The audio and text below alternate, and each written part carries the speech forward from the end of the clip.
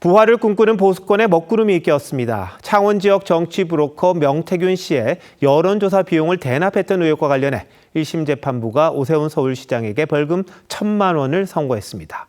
재판에 넘겨진 지 7개월 만이고 사상 첫 5선 서울시장이 됐는데 정치자금법 위반 사건이라 이 대법원에서 1심 판결이 확정되면 시장직을 잃게 됩니다. 법원이 왜 이런 판단을 했는지부터 류태영 기자 리포트 보시고 하나하나 짚어보도록 하겠습니다. 오세훈 서울시장이 강철원 전 부시장, 후원자 김한정 씨와 나란히 피고인석에 섭니다. 오세훈 피고인 일어나시죠. 강철원 피고인, 김한정 피고인. 오 시장은 지난 2021년 서울시장 보궐선거를 앞두고 정치브로커 명태균 씨로부터 여론조사를 제공받고 그 비용을 대납시킨 혐의로 지난해 12월 재판에 넘겨졌습니다. 재판부는 1시간 20분 넘게 선고이유를 밝힌 뒤 오 시장에게 벌금 1,000만 원을 선고했습니다. 주문과 같이 판결 선고합니다. 주문, 피고인 오세훈을 벌금 1,000만 원. 강 전 부시장과 김 씨에 대해선 각각 벌금 300만 원과 500만 원을 선고했습니다. 법원은 오 시장이 강 전 부시장과 공모해 명 씨에게 여론조사를 의뢰하고 이 비용을 김 씨에게 대납하게 했다고 봤습니다. 특검이 기소한 10차례 여론조사 중 5번의 여론조사에 대한 비용 2,100만 원을 불법 정치자금으로 인정했습니다.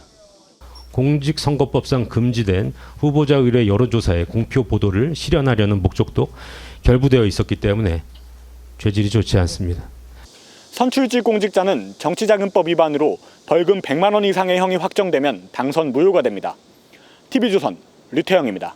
1심 선고를 받아든 오세훈 서울시장은 곧바로 항소 의사를 밝히며 명백한 증거 없이 진술과 정황에만 의존한 추론 판결이라고 주장했습니다. 정치권도 시끄러운데요. 민주당은 사퇴를 요구한 반면 국민의힘은 항소심에서 바로잡힐 거라고 응수했습니다. 이어서 차순우 기자입니다. 오세훈 피고인 측의 요청이 없었다면 1,000만 원을 입금할 이유가 없지 않았나? 여론조사를 의뢰했을 개연성이 상당하다고. 1심 재판부가 오세훈 시장의 여론조사 비용 대납 혐의를 유죄로 인정하며 밝힌 법리 판단 근거입니다. 불리한 여론조사 결과가 나오자 오 시장 측이 항의하고 공표를 미룬 정황 역시 관여의 근거로 봤습니다. 김한정 피고인이 지급한 돈들은 오세훈 피고인 측의 요청에, 누군가의 요청에 따라서 지급한 돈으로 보지 않을 수 없습니다. 법정을 나선 오세훈 시장은 1심 결과에 곧바로 항소 의사를 밝혔습니다.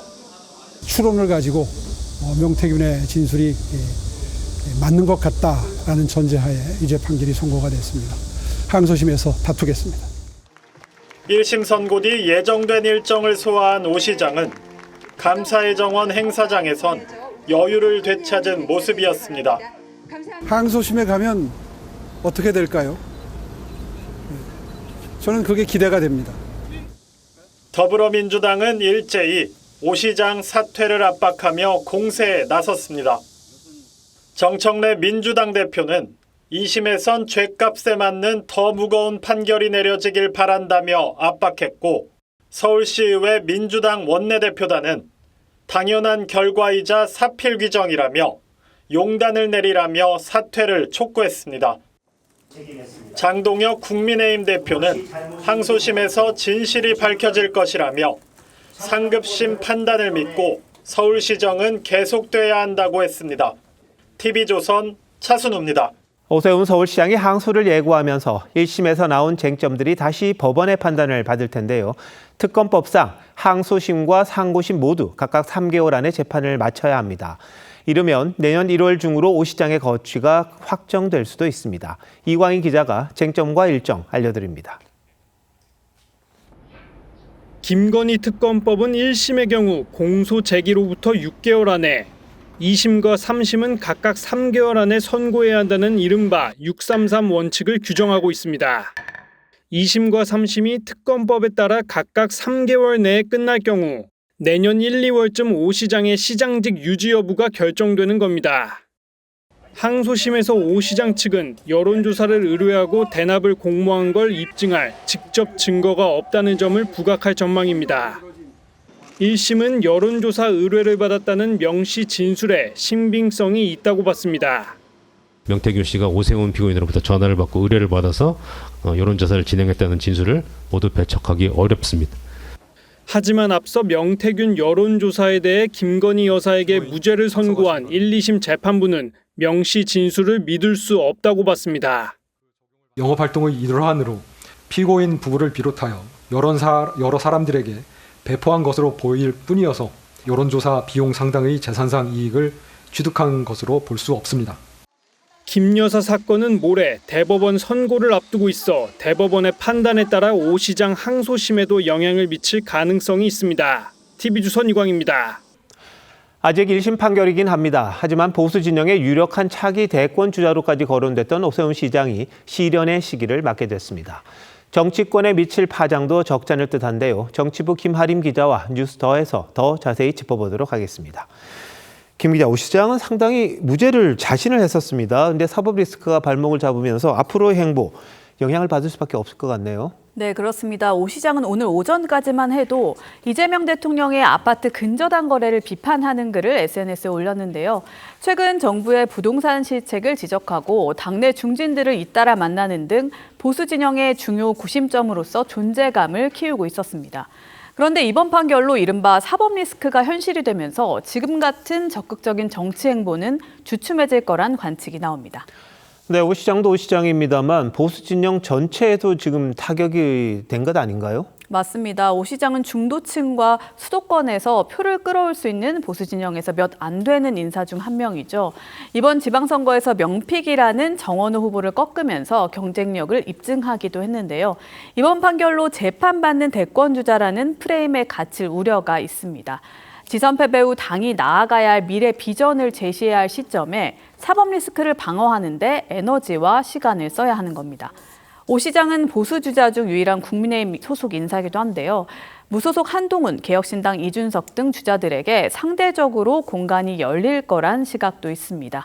당내 의원들의 이합집산 움직임에도 영향을 줄 수 있습니다. 네, 요즘 최근 활발하게 오 시장이 움직였던 것 같은데 거기도 영향이 있겠군요. 네. 근데 민주당은 오 시장에게 이제 아깝게 서울시장 자리를 내줬잖아요. 벌써부터 공세가 상당합니다. 네, 그렇습니다. 민주당은 최대한 빨리 재판을 진행하라고 주장하고 나섰습니다. 서울시장 재보선 가능성까지 염두에 두고 있는 민주당으로선 공세 수위를 높일 명분이 생긴 셈입니다. 여권은 오 시장이 대법원에서까지 유죄가 확정될 경우 빠르면 내년 4월 보궐선거를 치를 수 있을 걸로 기대하고 있습니다. 앞서 보신 이른바 633 원칙을 적용한 건데요. 다만 훈시 규정인 만큼 실제 재판 일정은 재판부 심리 등에 따라 달라질 수 있습니다. 실제로 역시 633 원칙이 적용됐던 이재명 대통령의 공직선거법 재판의 경우도 1심에만 2년 2개월이 걸렸습니다. 국민의힘으로선 이 대통령 재판 속도와의 형평성을 부각할 가능성도 있습니다. 네. 근데 이게 일반법과 이게 특검법이어서 좀 성격이 다를 수도 있겠다 싶긴 합니다. 하지만 아직 1심 판결인데 앞으로 재판 일정 어떻게 될까요? 오 시장은 벌금 100만 원 이상을 받으면 시장직을 잃습니다. 당연히 2030년 예정된 대선 출마도 불가능해지는데요. 이미 1심에서 1,000만 원을 선고받은 만큼 감형은 의미가 없죠. 오 시장으로선 결국 전면 무죄를 주장하는 전략을 쓸 수밖에 없어 보입니다. 이를 위해 오 시장은 향후 재판에서 여론조사를 직접 의뢰하거나 비용 지급에 관여했다는 직접적 물증이 없다는 점을 집중적으로 부각할 것으로 보입니다. 물론 쉽지는 않은 상황이지만요. 만약 오 시장이 극적으로 사법 리스크를 털어낼 경우 보수 진영 지지층의 주목도가 오히려 높아지는 반전의 계기를 맞을 수도 있습니다. 네, 정원호 후보를 상대로 극적인 역전승을 펼쳤었는데 오 시장이 사법 리스크는 또 어떻게 넘어갈지 결과를 좀 지켜봐야겠군요. 김 기자, 잘 들었습니다.